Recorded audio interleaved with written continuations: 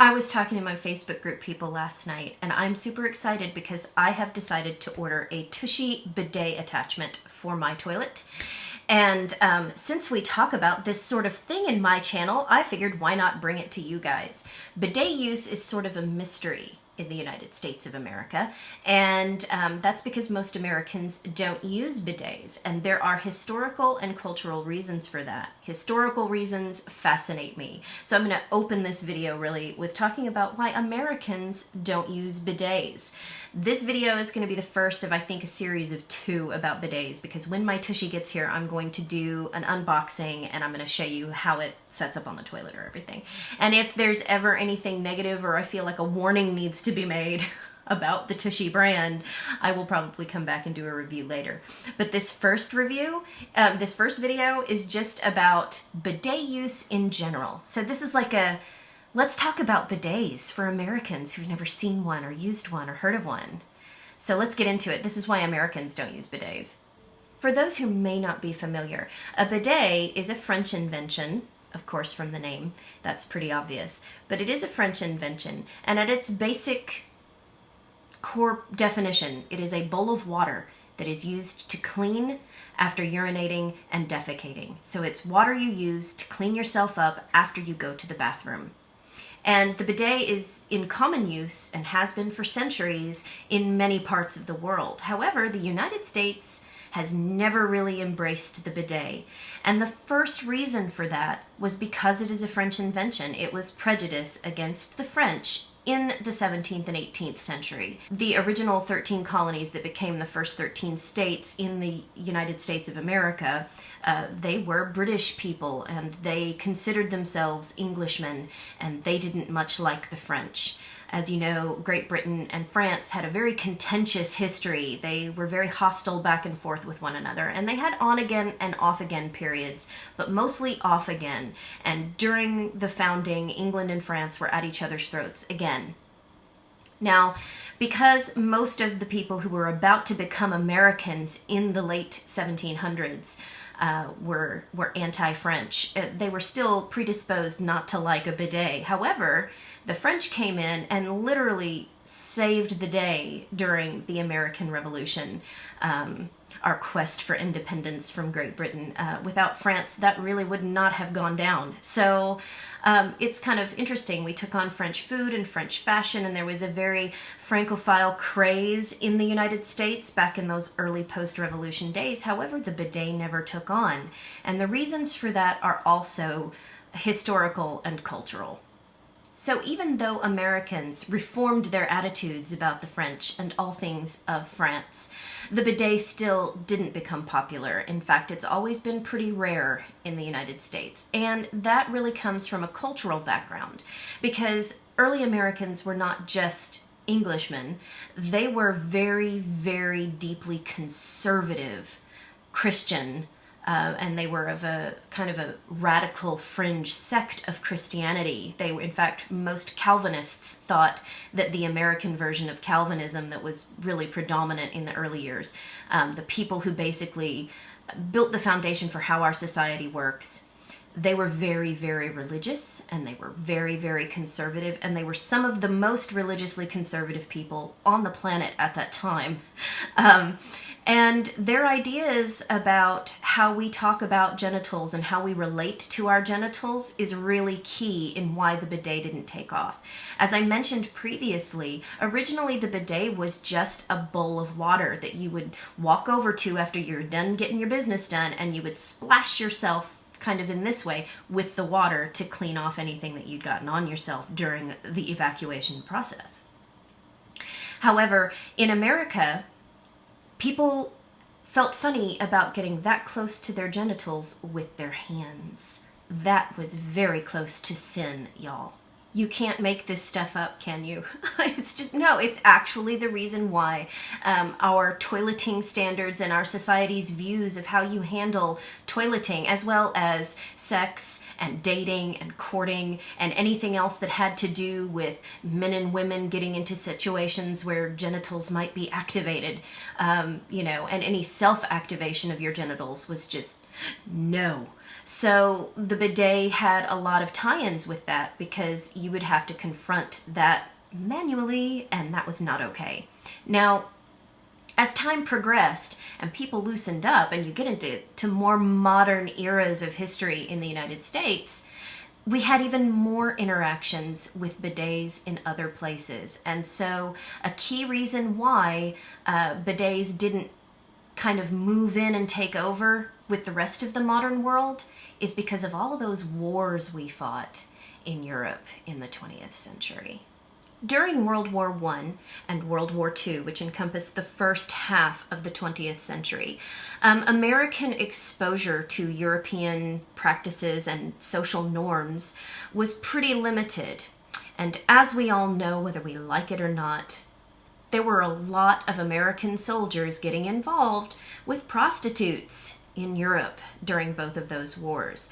And most of the time when American soldiers would leave their camp and actually come into contact with something like a bidet, it would be in a house of sin, so to speak. And so the American perception of the bidet as a naughty or dirty kind of thing with sexual connotations continued clear on into the 20th century because of really uneducated and rather hypocritical observations on European use of the bidet.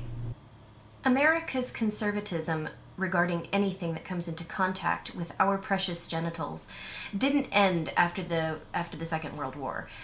In fact, I read a factoid while I was researching this. Excuse that, that's my phone. I'm receiving texts. I turned it off on the computer, but dang it, I left my phone here, and so we're still getting message dings. Sorry. But clear into the 1960s, depictions of people in a bathroom using the bathroom for toileting purposes, or even having a flushing toilet sound on television. People were not comfortable with that. In fact, I think it's clear into the 1960s. I think they said it was the late 1960s before the first televised or recorded flush was in an American movie or American TV production. So Americans have always had a very fraught and very old-fashioned British kind of conservatism about all things that go on in the bathroom. Thankfully, we've moved on from quite that level of constipation, but totally intended, about genitals and things of that nature. So even an extraordinarily politically and socially conservative person such as myself is very comfortable and open with the use of a bidet. And there are so many advantages to using one, you guys. No longer do we use the little bowl and splash ourselves. We have really, really cool features available on bidets. There's everything from dryers. They actually have ones with dryers. Mine doesn't have it. They have temperature variations. You know, if your toilet is positioned so that you can have access to hot water, you can have both cold and warm water in your bidet stream. There are bidets that have divided streams so that you can set it up personalized for more than one person in the house. You can have the bidet automatically know where it's supposed to sit in the bowl before it sprays the water. Bidets have come a long way, you guys. But bidets have a lot of benefits, and I'm going to talk about those first. I had a lot of problems finding information about bidets giving me their benefits that were not actually written by people who are selling bidet attachments or bidet toilets. So this is where my internet research germ had to really, really push me hard, because it got really exhausting trying to find out what actual medical authorities have to say about bidet use. The only two websites I could find anything even remotely official looking on that looked like they were written by medical people or people who had actually studied this in some kind of a scientific way were, there was an English page about a conference that took place in Paris where they were talking about bidet use, the decline of bidet use in France, and, you know, the pros and cons of that. And then in the comment section on that article, I found someone linking to the National Institutes of Health, which is an American organization, and I poked around on there and found a few things. So all of this is based on some medical stuff I found on the internet, but again, not a doctor. So if you have any legitimate concerns about bidet use, or, to consider before you get one, or if you think you might want one, but you're concerned about some things, go and speak to a doctor about it. That's always my advice, because not a doctor. Anyway, so let's get into the pros of bidet use. The things that you can maybe expect that are good about using one. The first time I ever encountered a bidet, actually up close and personal, at least that I can recall, was in 2007 when we moved to Japan. We lived in Okinawa, and we were there for 3 years. And I got acquainted with all of the many differences in the toileting culture over there from the one that I grew up with in the United States. And bidets are in very common use in Japan. And I really liked them and missed them when we left Japan. Now in Japan, there's something extraordinarily charming about the Japanese culture. Everything is designed to be pretty or cute or, in some way whimsical. And that includes toilets. So the toilet seats in Japan are just amazing. I'm serious. You go into, for example, the airport, and you go into the public toilets there in the airport. They have warmed seats, so when you sit down, you can pick a temperature for how warm or cool you want the seat to be as you're sitting on it. You can play music. There are little buttons on the toilet seat. There's a speaker and you can play music, and there is a little button you can push for air freshener, and there's a little button you can push for it to make some cute little sound so that no one will hear you passing gas or pooping in the stall. And then of course there's the bidet, and the bidet can be cold or hot or warm or any gradient of temperature in between. You can get it to sprinkle, you can get it to use a jet, you can adjust the pressure, and this is in a public toilet. So you can imagine the toileting experience in Japan is kind of designed to be entertaining, I guess. Anyway, I really liked it, but the bidets that, most countries utilize are a lot less fancy and are just a little more basic than that. And the part of bidet use that is nice is that you really do feel cleaner because you've had a splash of water that has been directed, and you adjust yourself on the seat so that the water is exactly where you want it to be, and it does clean you off. And then you just use the toilet tissue, a very small amount of it actually, just to pat yourself dry before putting your clothes back on. And until you've actually experienced how much cleaner you feel doing that every time you toilet, there's really nothing I can do to say to you to express that, except you're going to feel so clean, and then the very next time you have to use a toilet without a bidet, you will be disappointed and feel kind of grungy.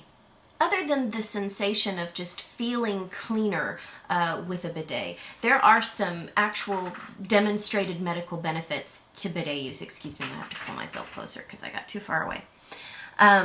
The most prominent benefits that I was reading about on the National Institute of Health, and the other one, I can't remember what it was an international health group, has to do with bowel movements, especially for people who are elderly, people who are chronically constipated, or people who have spinal injuries, like me. But I think that in that article they were referring to more profound spinal injuries where there's actually some loss of nerve damage that actually affects the ability to have normal bowel movements. A bidet can stimulate bowel movements for those people. It can also make sure that the toileting experience is cleaner for people who have pain attempting to use toilet tissue. When wiping is physically difficult, a bidet is obviously a good solution. And the perineal and urinary area, the entrances to all of those tracts in the body do tend to get cleaner with bidet use. But there is a caveat. The caveat in that is that if the pressure is too high, I read several studies where people who were using very hot water in their bidet, or people who were using too much pressure, the stream of water had too much pressure, there could be interruption of the natural flora in the vagina. There could be pushing of bacterial, because here's the thing, this is what everybody's worried about is, I'm going to get a urinary tract infection. Because in the United States, and in fact I would imagine in most developed world places, the doctors are really heavily emphasizing how you wipe so that you don't get bacteria pushed toward from fecal matter pushed up towards the vaginal canal or the urethra, so that you don't end up getting vaginitis or a urinary tract infection. But toilet paper and water are not the same. Toilet paper literally smears the material forward, whereas the water washes it off and falls directly down into the toilet. I think there's this perception that with a bidet, it's going to shoot around your bum and then just make all of the poo go straight forward, and it's just going to ram it up your urethra. That's not what happens, I assure you. And in fact, from my experience of bidet use, I don't even see how that could happen. But apparently, if the pressure on the stream is too high, in other words, if you turn on your bidet and it's like pounding against your skin, that's too much pressure, and you need to simmer it down a little bit. But the reports that I read were about scalding issues from too hot water, especially with elderly people or people who've had spinal injuries and their ability to assess temperature is off because of nerve damage or age or what have you. And then the other one was actual anal injury from high pressure streams. That's no good. Don't do that to yourself. Guys, if stuff hurts, stop. The other one that it discussed, there was actually a series of reports done on this, so I know that this is a valid medical concern, was interruption of the vaginal flora. And that was from women who were repeatedly, like every time they used the toilet, they were using a relatively high pressure stream of water and allowing it to push too heavily directly into the vaginal canal. And that's a big no-no. You just, there, and all of the stuff that I was reading on that, it was pressure related. So if you get a bidet and you are so hyper concerned about making sure that it gets you clean that you use the high pressure setting all the time, that's not healthy. That's not good for you. A bidet stream should be soothing and gentle. It will wash off all of the material, and that's what you're doing there. You're not power washing yourself.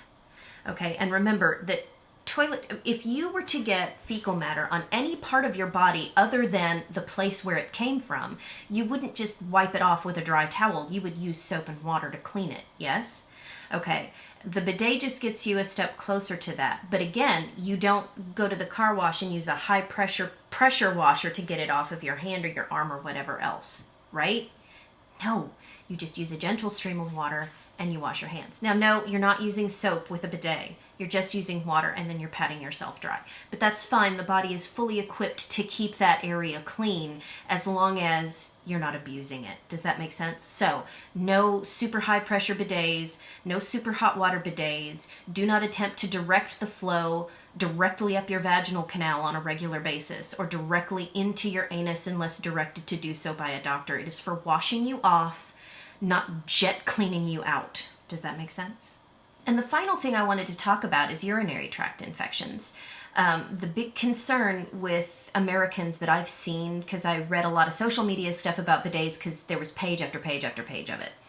So most of what I read on that, the concerns being brought up was always, it was practically universal. The stuff people were worried about was, this is going to give me a urinary tract infection because you're not supposed to wipe from back to front, so why do I want water to shoot from back to front?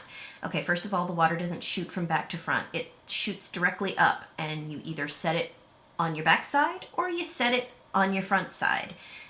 Never the twain shall meet. Now, if the water pressure is too high and it's high enough to send stuff flying, number one, your pressure's too high and that's your problem, and there are much more severe medical problems that you could incur from doing that than a urinary tract infection. Okay, but that is possible. I read a couple of things about that where there were UTIs presenting from people who used high pressure bidets. Not jet cleaning, remember? We're just sprinkling it off. But bidets properly used actually seem to reduce UTI occurrence. Now, I looked everywhere and I couldn't find medical documentation on either side of this issue. All of the medical stuff that I read that involved UTIs specifically stated that it was from using too much pressure in a bidet. So, but I couldn't find doctors coming down on either side, whether it was good for UTIs or whether it was neutral or whatever. I couldn't find anything like that. But what I did find was hundreds and hundreds and hundreds of anecdotal experience, which is really all I've got to go on right now, which is why I recommend a doctor if you're worried about it. But I'm not worried about it. And the reason I'm not worried about it is because I did use a bidet on a regular basis for 3 years, never got a urinary tract infection. And there are hundreds, if not thousands of people out there on the internet talking about how they had chronic bladder and kidney, UTIs, and they don't get them anymore because they switched to a bidet. And apparently it is the switching from the wiping method to the rinsing method. It's something about the lack of abrasion, something about the lack of moving the material around that actually really helps chronic UTI sufferers. But for me, the big plus is that, oh, and I forgot to mention, lots of people were talking about hemorrhoid conditions, chronic hemorrhoid conditions getting much better with a bidet also, because again, there's no irritation and inflammation going on back there. But what I'm interested in is the biggest pro is that I'm going to feel clean and I won't have to use toilet paper anymore. And I have developed some kind of skin sensitivity to toilet paper, and I've narrowed it down and isolated the toilet paper. It is the toilet paper. So isn't that fun? I'm now allergic to toilet paper. But anyway, the bidet is going to be an excellent solution, and as soon as I get that box, I'm going to do an unboxing for you, show it how it sets up on the toilet, and tell you what I think about the Tushy brand bidet attachment. Anyway, thanks very much. I hope you enjoyed this. I will talk to you all again soon. Bye.